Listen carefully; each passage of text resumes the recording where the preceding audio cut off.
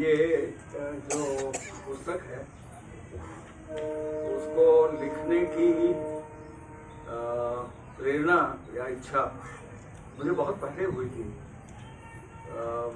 मैं बताऊं 1992 में जब महादेव भाई की जन्म शताब्दी मनाई जा रही थी तो उस समय एक समिति बनी थी जिसके मोरारजी भाई अध्यक्ष थे और महादेव भाई के पौत्र होने के नाते मुझे भी उसमें शामिल कर दिया गया था कि आप ही उसके समिति के सदस्य हो। गनीमत है कि उस समय मैंने अपनी इच्छा को जाहिर नहीं किया था, मन ही मन रखा था। पिताजी ने ये कहा कि मैं 1 साल के अंदर उनकी जीवनी लिख रहा हूँ, महादेव भाई की। उन्होंने 1 साल में वो जीवनी पूरी भी लिखी और ऐसी लिखी, इतनी बृहद पुस्तक है अग्निकुंड वेलुगुला।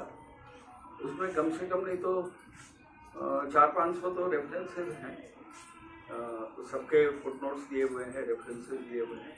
साल भर के अंदर, अब वो तो गांधी जी के आश्रम में बड़े हुए थे और उन्हीं की डिसिप्लिन में रहे थे। मैं तो जो है वो आवारा पत्रकार था,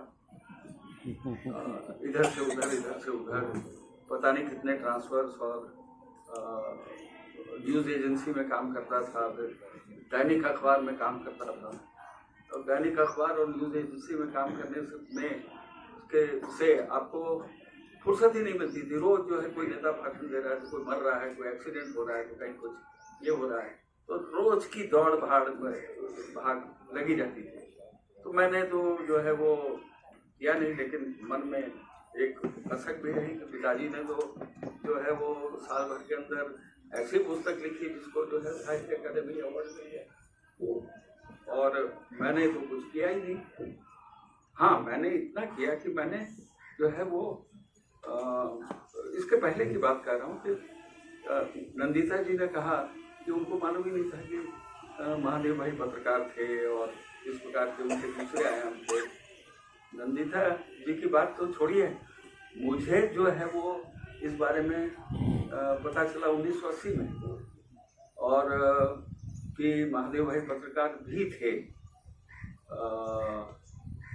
क्योंकि हम लोगों के लिए तो महादेव भाई दादाजी बस घर में दादाजी।